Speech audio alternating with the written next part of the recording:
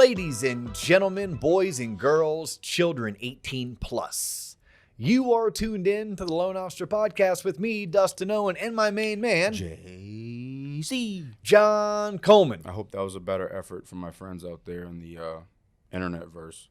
That was a fantastic Thank you. I tried, version. I can't just do it on command, Dude, you're dressed as if like Paul have a Bunyan job. had sex with the Crips. Thank you. If Paul Bunyan and Snoop Dogg had a baby, I shit you it not. would be John Coleman. Troy Holmes gave me shit. He was like, "Hey, what's up, cuz? How you doing?" And then Shirley looked like I walked past Shirley. Was like, "Oh, like lumberjack." I was like, "That's why I can't." Yeah, but I'm just wearing this because I have no other clean clothes, and I got tired of wearing that damn hoodie. And have you not taken your laundry over to your mom's house? I mean, I started doing it myself. No. Slipping? Here's the problem. Once you wash the clothes, you got to iron them. And, if you wash them yourselves, John, you have that TLOP money.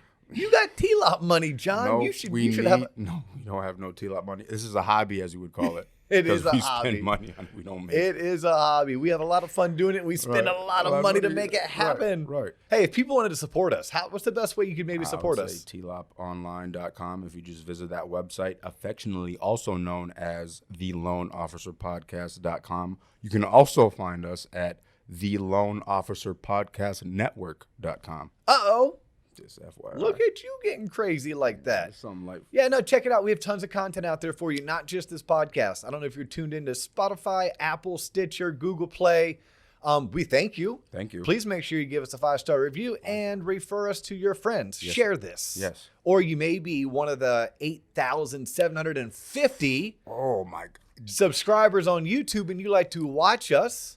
Same thing goes. Every single day. You just log on and be like, hey. John, we're going to hit 10K one day. 10K one day, and then 30K. It's going to be 30. It's going to be 30. But what's after 30? Happiness.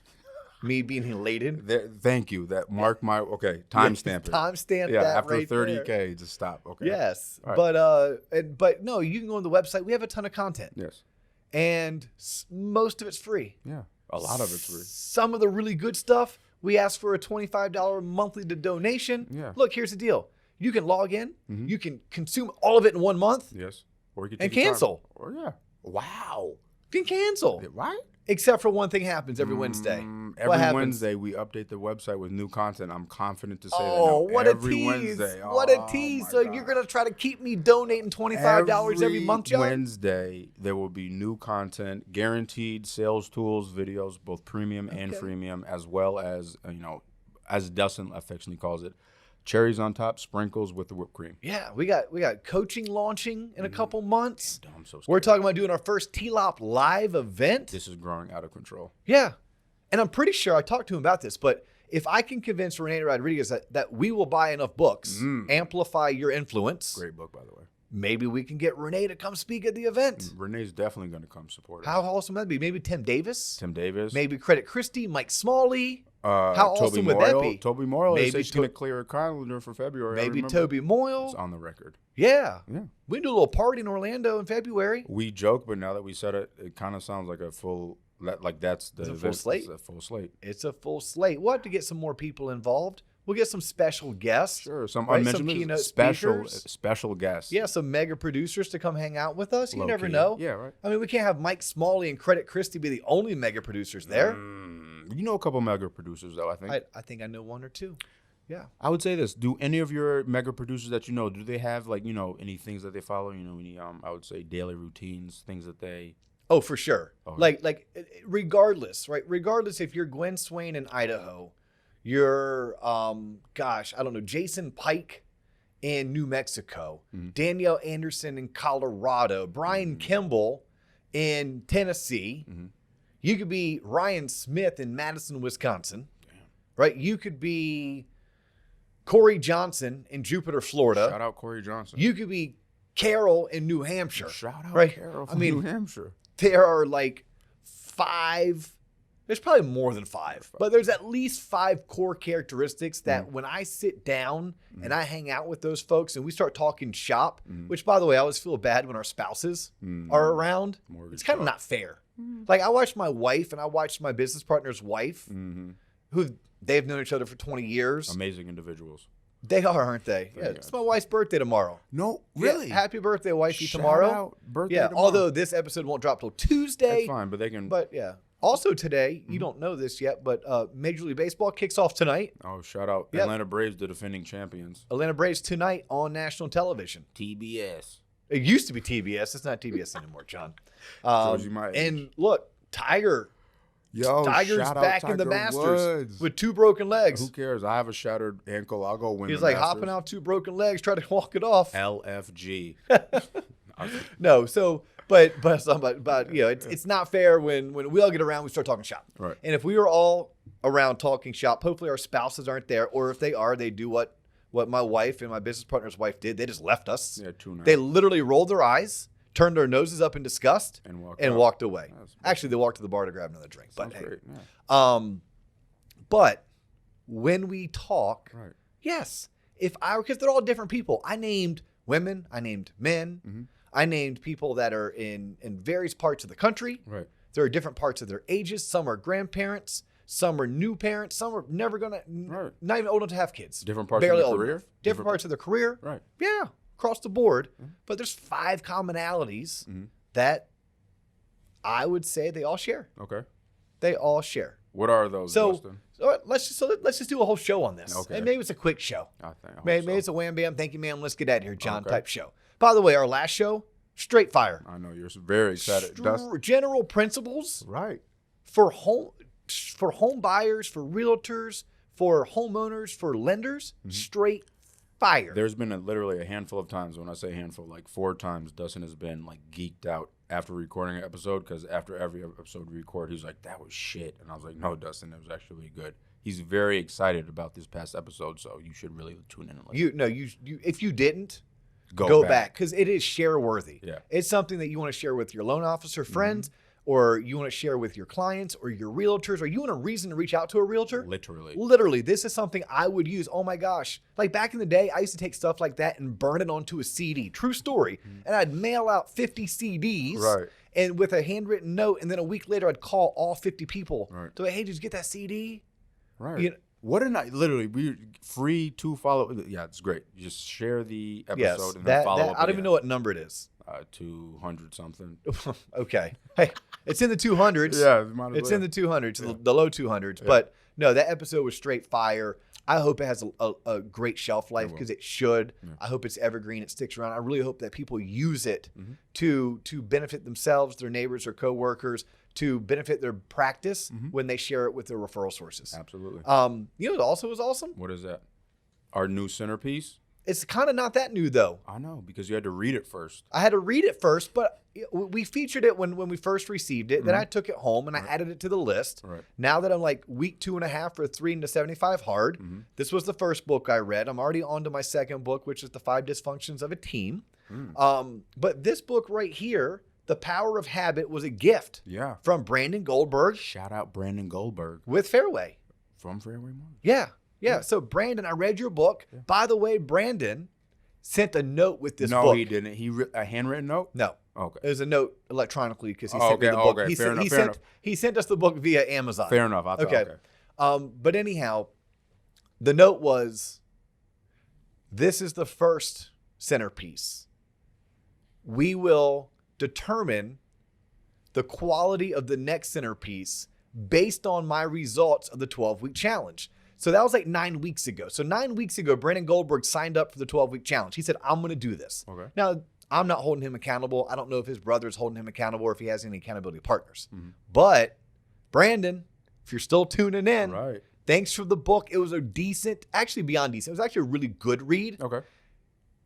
Full disclosure, it was not better than James Clear's Atomic Habits. Let him know, bro. It wasn't better than Atomic Habits, but it was a good read. It was an easy read, insightful read. It was a good read. All right. Plenty of takeaways and tie downs, and some really eye-opening studies that are quoted. Okay. And the author did a phenomenal job of doing a boatload of research for this particular book. Nice. I know that because I thought I was 2/3 of the way done with the book, and I realized I was actually 90% of the way done with the book, because the last 70 pages are all his footnotes from all the research he had to do. Oh, wow. Okay. Yeah. Oh, it makes it legit. But anyhow, Brandon, thank you so much. I did enjoy the book.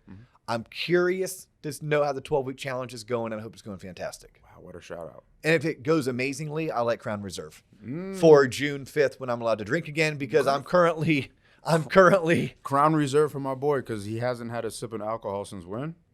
17, 18 days ago. God, I wish I could go that long. Yeah. And actually, Crown Reserve, I'm a big maker's guy because I like to make old fashions. Let him know. Yeah. Let him know the full. You know, let's whatever. have a flight. Yeah. High Lie's my beer choice. You know, Don't stop. I don't know if you can get that at Cigar City. It's out of Tampa, Florida. It's an IPA. It's national, I think. Yeah, it's national now at this point. Yeah. Or or you get it, talking. Yeah, Okay. it's an IPA that's not fruity. I don't do the citrusy stuff. Oh, you don't like the fruity stuff? You don't like Ballast Point Sculpin IPA out of San Diego? Possibly Ballast Point. Yes. Okay, Ballast Point. Yeah, possibly. No, but it's too grapefruity. Yeah, the grapefruit Then one I'm is like, very grapefruity. Yeah, I'm like, nah. I can't I'll wait pass. the fact we dropped so many brands, at least one bottle or beer has to show up. John, we're not grifters. We're not begging y'all to send us stuff. No. But, I'm How not about begging, but How about I'll ask. if we end up in Vegas in September at that mortgage event that's supposed to go on? Okay. Yeah, how about people want to come out and party with us? Oh my God, the craps table's gonna be epic. Oh, that'd be lit. Well, we'd go to Aria. We can go to Aria and take down the whole entire table. We'll call it the TLOP table. I'll put it out there. Oh my God. Yeah, it's going to be the TLOP table. When is this again? I don't know if it's actually been announced, but I've been following this event called Mortgage Mastermind. Okay. It didn't happen in the previous 2 years because of COVID. Right. I'm hoping Stephen Marshall does the event again. Mm-hmm. He used to do the event in the summertime, but my research, the little bit I did, Right. like that one conference call that I was on that was boring me, so I started searching the internet. Right. I saw that it was in September. Okay. You and I have it on our calendars for September. Doesn't matter. I'll still go out there and Yep. And All we're right. hoping Stephen asks us to participate. If he doesn't, no big deal, Stephen. We're just going to bring a shit ton of people out there. Doesn't matter. To party and attend your event, and maybe we'll get T-shirts made. This is like TLOP Nation. That's amazing. We will now that you Kind said of like you used to do for your family reunions. Did you ever attend one of those family reunions? Purple. The last one I went to it was a purple shirt. Was it with the Coleman, or was it your I mom's don't know, side? Some family I never heard of. I'm like, how am I related to these people? That's not in my surname. One of those things, man. But hey, we digress. The top Yeah, five. gosh. Do you know how many people are listening right now that are like, shut the F up and get to the meat and potatoes? Because there are some people that would connect with at least one of the stories we told, whether it be the Ballast Point, the family reunion, some other thing we mentioned. There are, but there's people that are like no bullshit type people, and they're like, That's just fine. look, You know what, I'm not Dustin? tuning in to get to know You John what? Coleman. Then I'm not talking to them. I'm tired of appeasing to the audience. We do what we want. We have to. All right, let's go. So today's episode are 5 Tools every loan officer needs. All right, in any particular order? Any particular order, my friend. All right, I'm going to try to do it in the order that I think is the most... Stack rank these. So you're going to stack rank. Importance. Order of importance. in order of importance, yes. Okay. Yeah. You need a schedule / routine. Every loan officer, and this goes for just about every sales professional, you need a routine. You need to become predictable. In many cases, we don't want to be predictable, like the bedroom. That's not a place to be predictable. But in work and in business, you need to be predictable because you need a routine. You need habits. You need to create really good habits. Right. We did an episode years years ago. ago. Wow. Years ago. Right, that's what I said. We can say that now. Welcome to the adjective. You can years. We can say that now. Right. 2 years ago, Right. called Theme Days. Right. Right, and Theme Days is nothing new. I didn't come up with it. I'm not that smart. Right, and I'm sure the person that I learned it from didn't come up with it because he sure as hell isn't smart. Successful, yes. Smart, not so much. Debatable. But Theme Days, for me as a lender, was a great, easy way for me to not have to geek out and do time blocking, but for me to understand that on Monday, this is what I'm going to accomplish. On Tuesday, this is what I'm going to accomplish. So for me, and again, I didn't teach this. I was taught this. I'm sorry, I didn't make this up. I was taught this. On Monday, that was the day I was going to come to the office and I was going to reach out to 20, 30, or 40 agents, realtors, referral sources that I already know. They already know me. I'm going to check in on them and I'm going to ask them who they recently met that needs my services because I'm planning out my week. On Tuesday, that was the day that I was going to do my pipeline review with my processor, and then I was going to go through my entire pipeline and call and proactively give everyone a status update, understanding that that phone call, it wasn't an update, it was a sales call. Right. It was an opportunity to wow a listing agent and get him or her to want to meet with me. It was an opportunity to connect again with the referring realtor, the buyer's agent, and ask them who else are they working with that need my services. It was an opportunity for me to call the title company and have the title company be so impressed that they could tell me of any files that they're currently working on that are going sideways due to financing, and maybe they would introduce me to the agent or the borrower, and I could come in and try to save the deal. Sounds like a win. That was the purpose of my Tuesday. Right. Wednesday was the day that I was going to reach out to my past client database. Now, if you're brand new in this industry, like many of our listeners are, you don't have a past client database. That's okay. You do have a circle of influence.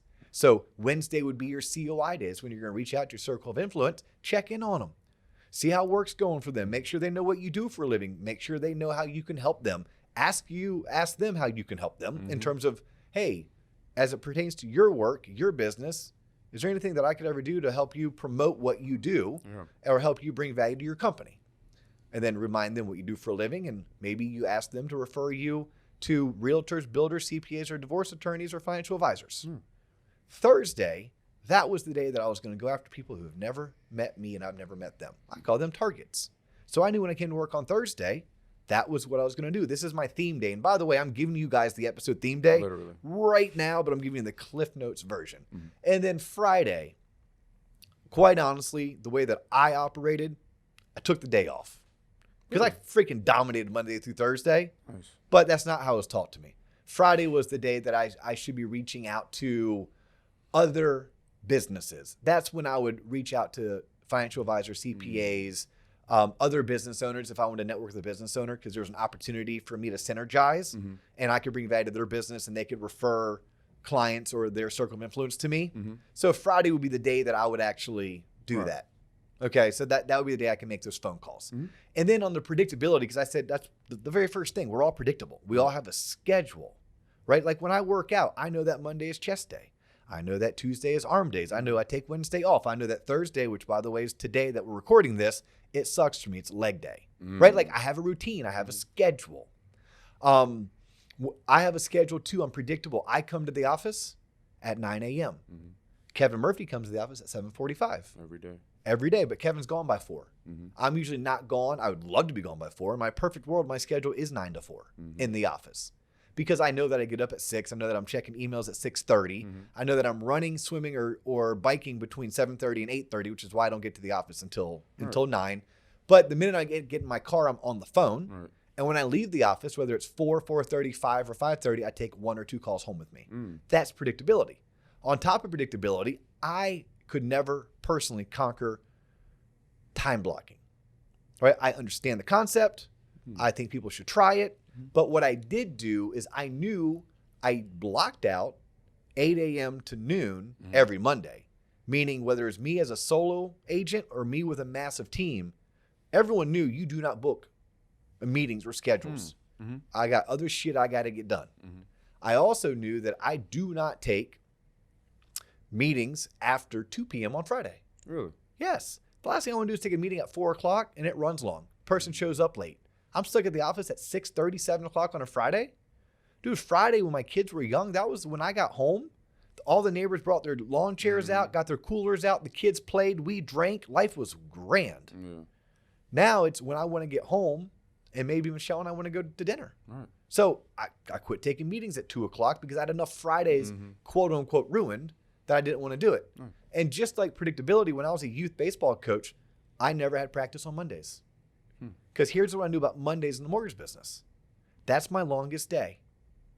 My longest day is Monday because that's when, I'm calling the 20, 30, or 40 realtors.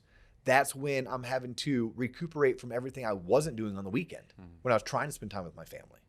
And that's also a big lead day because my realtors and builders, that's when they met the most home buyers who need to get pre-approved, who need to talk to a lender. So very well on a Monday, my wife knew also, make sure it's your crock pot dinner that you're cooking. Don't make it the gourmet dinner because more than likely I won't be home for it. There's a good chance I won't be home till 7, 8, or 9 o'clock at night, which is why I didn't coach youth sports on Monday. And I just planned for it. So we all need to be predictable. Question, I never thought about that. What days would you stack rank in terms of importance? Because now Monday is the most important for a loan officer specifically. Would you say like, hey, Mondays need to be Monday, Tuesday, Friday. If you're ever going to slack, Wednesday and Thursday is your day to slack. Really? Yep. Why is that? Because Monday and Tuesday are the busiest days. Those are the days coming off the weekend. When do people look at buying homes? They look at buying homes Saturday, Sunday. So Monday, Tuesday, plus you start your week. You do your pipeline meetings. Like you have just a lot going on Monday. Your phone's ringing the most. People are tugging at you the most. You're preparing for that closing that may be happening Friday, right? If you're preparing for a closing Friday on Friday, something went sideways. But the Monday, Tuesday before is when you're preparing for that closing that's going to happen on Friday. Right. Yeah, so whenever I was going to play hooky, and hooky to me would mean my childhood best friend, Jason. Jason and I, the thing we have in common, besides longevity of friendship, is fishing. Right. Like we both enjoy fishing, and he actually is the guy who kind of got me into saltwater fishing. Like I grew up fishing at the neighborhood pond, but he was the guy. Right. So back in the day, he has a really nice flats fishing boat. Wednesday's the day I could afford back in the day to not come to the office until 1 p.m. And what I would do is I'd go spend the morning with Jason. We'd get off the water by 10:30. We'd have lunch at 11, back at the house by noon. By noon, I was showered, work closed, back in the office at 1. Nice. So you can still I could do a 1 to 5. And then honestly, from about 11 when we got off the water, kind of start work mode. At that point, I kind of get into work mode. And he understood it, right? And it worked for him because he was a cop. So cops have that weird schedule where they work 2 days, 3 days off, work 3 days, have 2 days off. We would just always try to work fishing around that Wednesday. Okay. Yeah. So you still had a life, even though you're maintaining this. Ish. I mean, ish. You take a career like this, you're kind of all in one. People are like, oh, yeah, you work, you do this, you do that. And like, how do you make the time? I'm like, it's just all what I do. Right? It's like, you don't, like, I'm a dad, I'm a son, I'm a brother. Like, it's just, I'm all of it at all times. Right. Yeah. So. Okay. And Friday's really weird. Friday could be dead in the morning. Like, so dead that you go and take an extended lunch. You may even have a drink or two at lunch. What? Yeah. My favorite. You may. You drink at every lunch. I do. Every lunch. Actually, I went to, every lunch I do. Or you going to tell me a story? No, I didn't. I didn't last yesterday, but that's irrelevant. Okay. I'm proud of myself. That's because they don't serve beer where you went. It's trash. Right. Where'd you go? Pepe's Cantina. No, we went. I didn't. Okay. I was. Okay. 3 days in a row for me is my limit. They must have not had Heineken on draft. You're like, oh, canned beer? No, I'll pass. No, but too well. But on Fridays, Friday's always funny because I would do that. I'd leave at 11:30 to go to like a nice long lunch, get a bunch of people from the office, maybe get a pitcher of beer. Like, yeah, this is awesome. Right. Text my wife at like 2:00. Oh my God, I'm gonna be home early. Right. She's like, oh, it's awesome. Oh, yeah, that's. And then at like 3:30, my phone blows the F up. The text, the emails, the call, the office phone, the cell phone, the emails, the text. And it's like everyone decided, oh shit, what was I supposed to do this week? Oh yeah, right now. Oh, I had to call that lender guy. Hey, stop what you're doing. My problem is more important than anything you're working on. It wasn't even a problem. It was like a whole, yeah. Because they too went and took a long lunch at wherever they were. Oh yeah, I forgot. And they too were trying to get out of the office early, but then they realized that someone had asked them to do something, and that something was calling me. Right. Yeah, so there we go. That's number 1. All right, number 2. Have yourself a damn calculator and know how to use it. Watch your mouth. I have an iPhone, bro. I was on one of Rocky's Facebook groups last night. Shout out Rocky. I wasn't trolling. It pops up in my news feed like all the time. Literally the definition of trolling when someone says I was on a Facebook feed last night. That's the definition of trolling. But go ahead. I thought trolling you actually had to comment. Yeah, but still that's trolling. I wasn't. Okay. Yeah. Did you comment? Snooping. No, I didn't. Okay. But these poor soon-to-be mortgage professionals or newly licensed mortgage professionals were trying to figure out the payment on a 15-year fixed mortgage. I don't have that button. And they're trying to use like long division math. And I'm looking at this and I'm like, damn, they teach some really funky stuff these days because none of that made sense. Nothing. But look, I learned this business 18 years ago. It's a long time. Because I wasn't taught that doesn't mean that's not how they're teaching it today. And maybe that's how they're being tested. I don't know. So I wasn't one to comment, but I did get out my HP 12C and I ran the numbers. I'm like, yeah, they're wrong. Oh, really? So you found I didn't comment. Okay. I didn't comment. That's not my place to comment. You're a silent creeper. That wasn't my place to comment. Okay. But every solid mortgage professional that I know, they have a financial calculator and they know how to use it. You better know how to run an amortized payment on your calculator. Now, there's some that are like super geeky with their financial calculators, the Mike Smalleys and Ben Davises of the world. Ben Davis can tell you, John, based on your birthday, what day that was. Right, Monday, yeah, Tuesday, right. Wednesday. Like, yeah. like he's that good, right? Mike Smalley can use his financial calculator and tell you of how much of your payment went to principal, how much went to interest. I need an amortization schedule for that. That's when I go to my friend Google and I type in, true story, amortization calculator, right? And I do it. I do the payment, and I click the button that says show the AM schedule. How dare you? And boom, there it is. X goes to principal, X goes to interest, and I watch how the interest goes down and the principal goes up. The further I get along my schedule. There you go. Right. The more months I pay, the less goes to interest, the more goes to principal. Yep. So, but have a calculator, know how to use it. Now, if you're new age, if you're next gen, by the way, if you're next gen, I'm fine if you add the HP 12C app on your iPhone, because you can do that. Dustin, if you really feel passionate about it, if you need to press a button, like physically, do you like the calculator? Do you like pressing the buttons? Then say it. There's a thing, haptics to it. If you need to physically press a button and you'll get better at it than rather pressing a flat screen, I think there's a thing. So tell the people, get a damn calculator. Get a damn calculator, and they're way cheaper. When I got into the business and I had to go buy my own. By the way, I didn't have like a pot to piss in, like monetarily wise. And they're like, oh, all you need is a calculator. I'm like, I'll go buy a calculator. It's like $120 at Office Depot. I was like, damn. I don't need that TI-85 with drug wars on it from it's about like that, but it's an HP 12C. Right.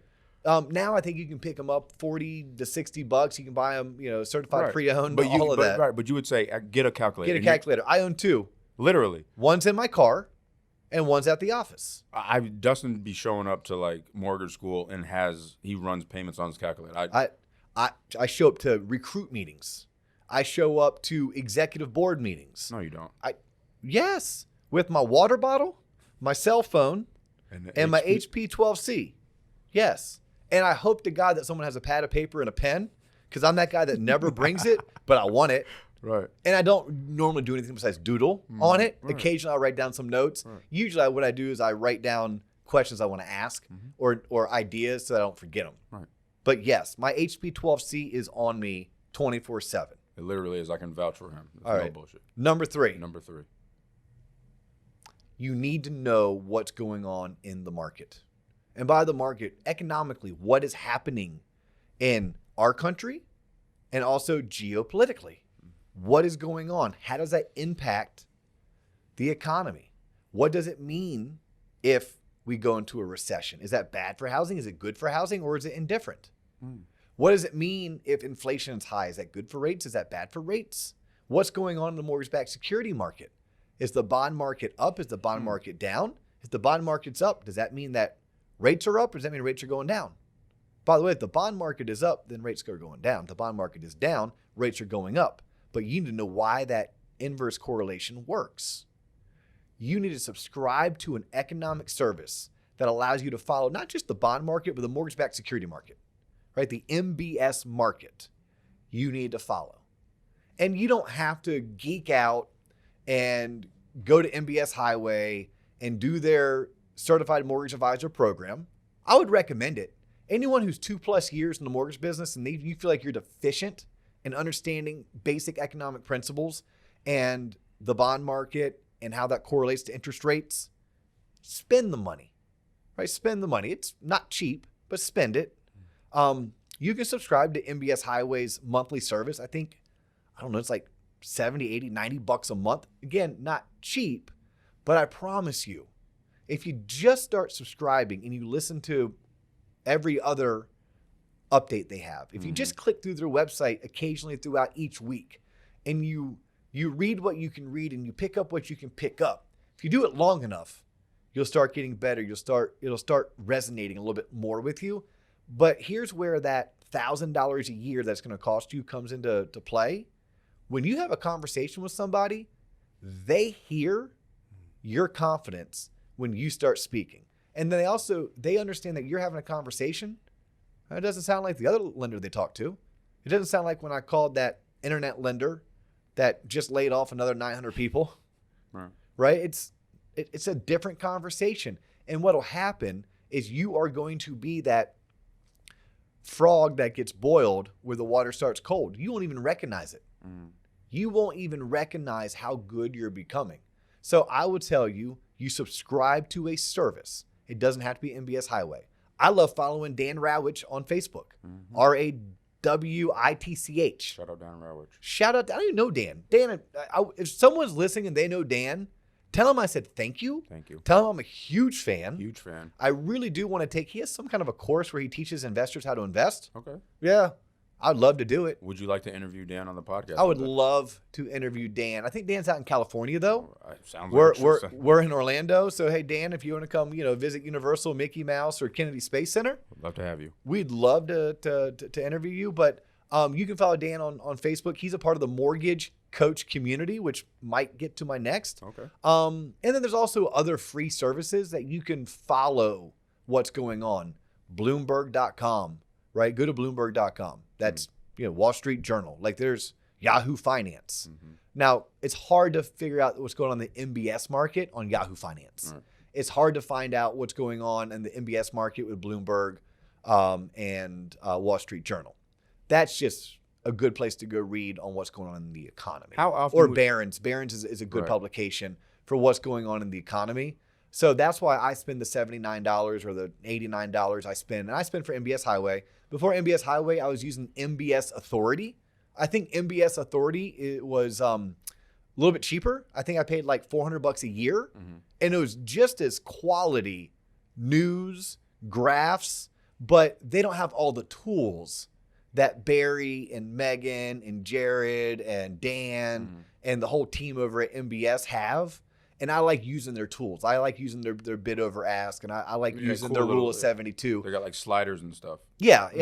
Interactive tools, I would say. Correct. Yeah. Yep. In fact, when I look at their website and I think of TLOP Online, I'm like, how do we incorporate some of what they're doing? But I know from interviewing Barry on this podcast, I think he shared with me that they have like 4, 5, 6 developers. Proprietary information. They have developers. We have John Coleman and Dustin Owen. One day, and occasionally we pay Dennis Miller to help us build a website. So how often are you checking these kind of monitoring websites, tools? When I come to the office? Every day. It's on my dashboard. I have 2 monitors. One of the monitors for email and Encompass. The other monitor is where I have Facebook, LinkedIn, TLOPonline.com, our YouTube channel, MBS Highway. So it's every day, multiple times a day. It's always up. And I subscribe to, they do text alerts. And Barry left me a voicemail. And unfortunately, it wasn't, hey, Dio, what's up? This is Barry. Hope you're doing well. No, it was a pre-recorded voicemail. But he's like, hey, this is what's going on in the market. Nice. Yeah, there's very rarely does there a day go by that I don't listen to the update. I haven't listened to today's update. So obviously, the update's in the morning. So it's kind of old news. I'll still listen to it. On my drive home, why can't I just plug it into my car and listen? I don't need to watch it. Right? Just hit the play. And Rob Christman's a blog. It's an email blog. It's free that I subscribe to. And I'll fall behind on Christman's blog. That's all right. This morning when I was drinking my coffee, I read 3 days worth. All right. Right? They're quick, easy reads, and a lot of them are advertisements anyhow within his blog. And I'm like, oh, that's just someone's posting a job ad. Yep. Oh, that's someone trying to sell. Yeah, Sales Boomerang trying to sell me again, But shout out to Sales Boomerang. I think they do a really good job. That's someone that we should interview. Okay. Yeah. That is someone that I like what they're doing. Okay. I don't know enough about their product, but I really like what they're doing. Okay. So, all right, how many have we done? I think we have like that was 3, right? Yeah. Have some kind of a service to track what's going on in the economy, to teach you how that correlates to or how it impacts your clients, your realtors, your borrowers, et cetera. Make sure you know what's going on in the bond market. Yeah. Right? Subscribe to a service. Right? The one I do right now is MBS Highway. Another one that I used to do was MBS Authority. And I love following Dan Rawitch. And if Dan had a service, I'd probably pay for that. Right. I don't know if Dan even has a service. Maybe it's called Market Watch. I have no idea. Okay. All right. Next one had to do with a coach, I think. Well, we mentioned Sales Boomerang. Right. And we talked about Dan Rawitch being a part of the mortgage coach community. There you go. And Sales Boomerang and the software mortgage coach, they just kind of collaborated. Okay. And they're starting to do a lot of things together. I think they may even if I read the article correctly, they may have sold part of their company to the same parent company. And now collectively, with the parent company's money and what Sales Boomerang does really well, and with what Mortgage Coach does amazingly, they're out to try to change the mortgage industry, one loan officer at a time, one borrower at a time. Okay. That's why I love Dave Savage. That's why he still today is one of my favorite guests. Yeah. Still today, I thank Renee Rodriguez for encouraging me to have Dave on. Yeah. And then Dave was just an absolute delight. Probably one of the nicest guys you'll ever meet. Dave's awesome. He is an awesome dude. So nonetheless, I think I'm not getting paid for this. Not at all. Dave doesn't know I'm doing this. No.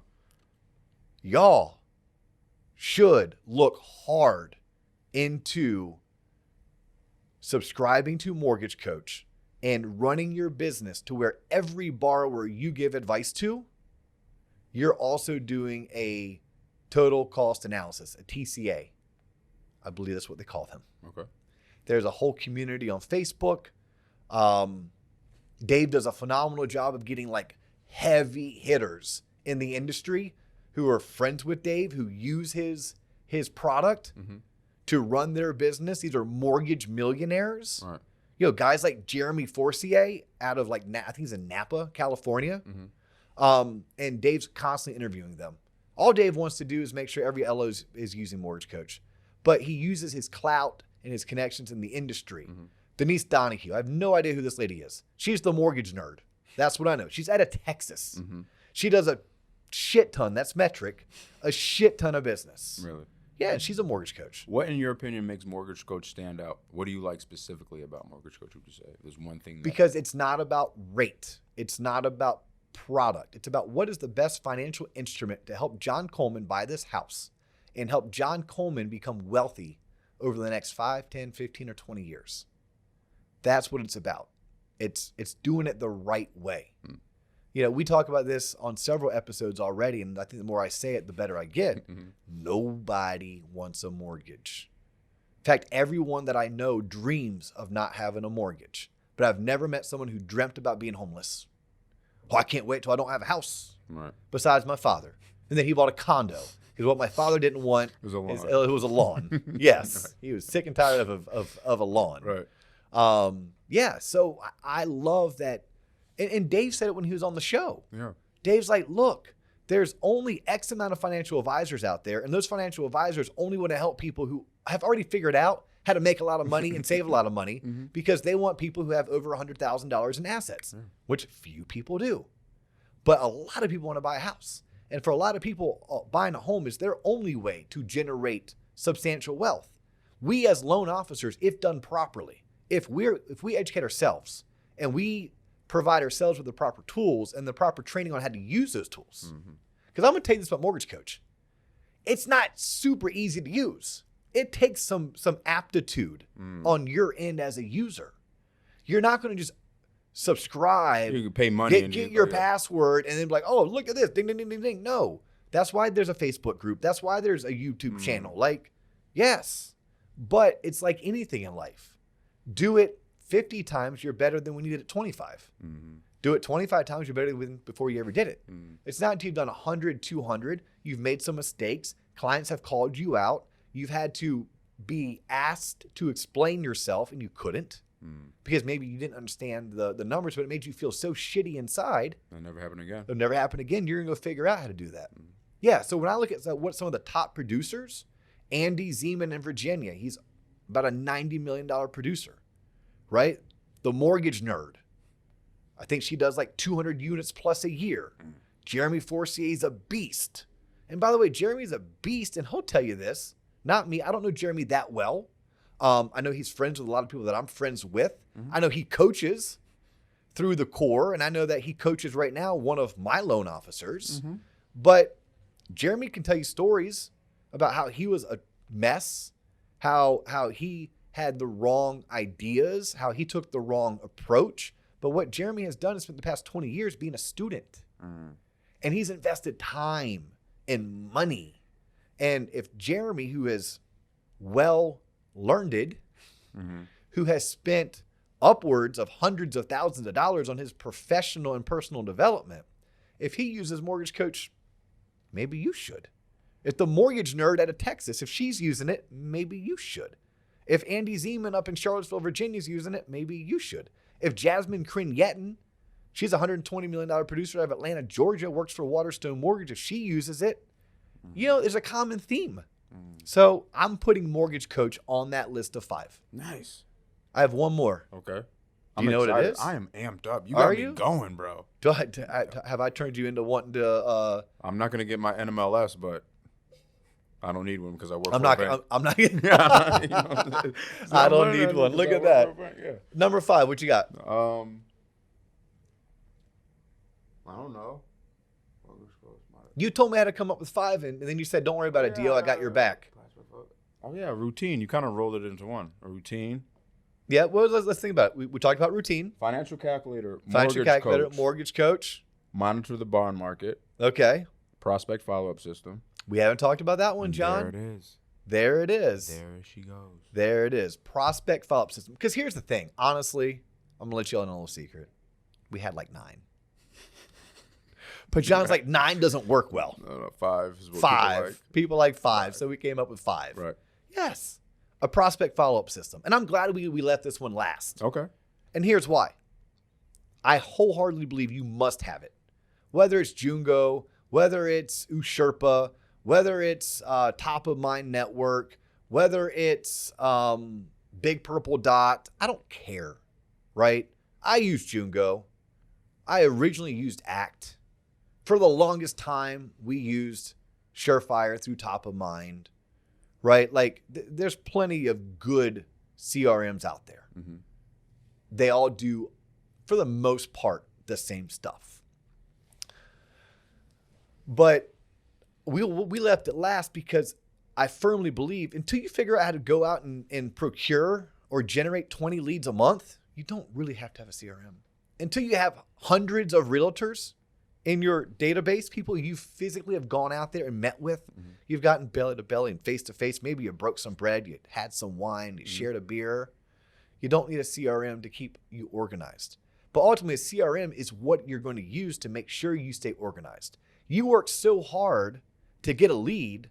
Why would you ever let that lead just fizzle because you and your system weren't doing what you had to do to stay in front of them? You worked so hard to win that client, close their loan on time, get them to love you.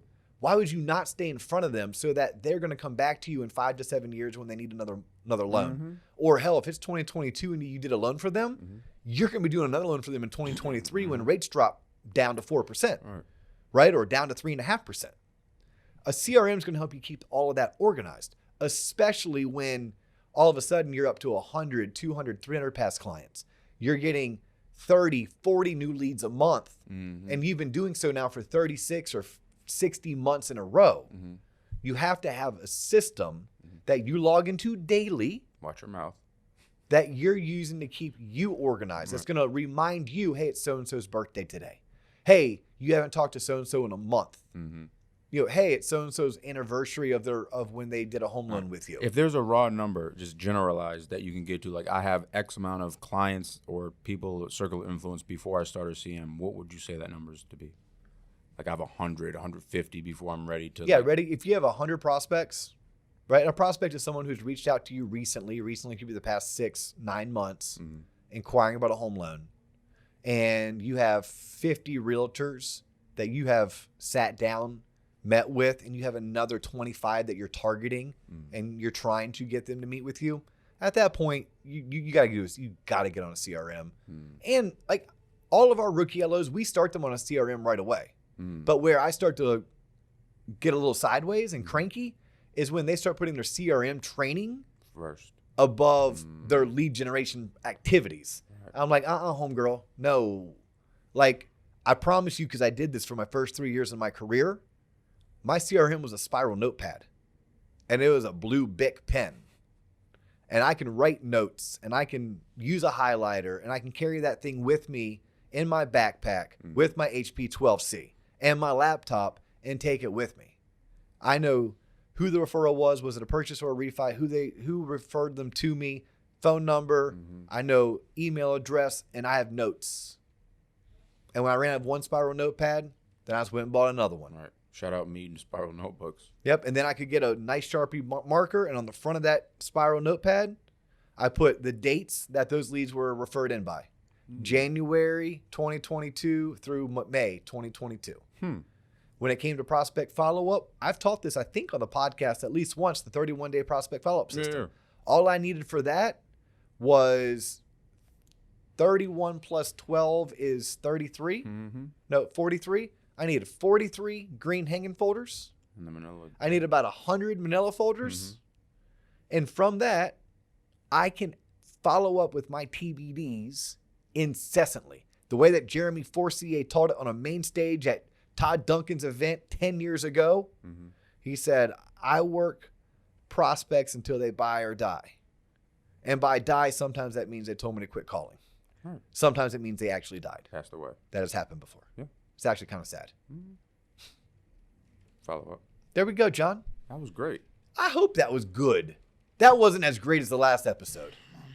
Right? This one. You'll never. You were just like my father. I could crush it. I get first place and like, you still dropped the ball. I'm like, Dad, we won the championship, but you still didn't do enough. All right. Ready? I have a challenge for you, John Coleman. Please don't give it to me because I will not accept. But go ahead. I'm excited. Okay. That was the same exact thing Lane Frost's father did to him. Bro, who the hell is Lane Frost? Look it up. Watch the movie. If you don't cry at the end of that movie, you don't have a soul. Okay. Look it up. Okay, that's a challenge. And lastly, just know this, spoiler alert, it crushed his father when he realized he never told him he loved him.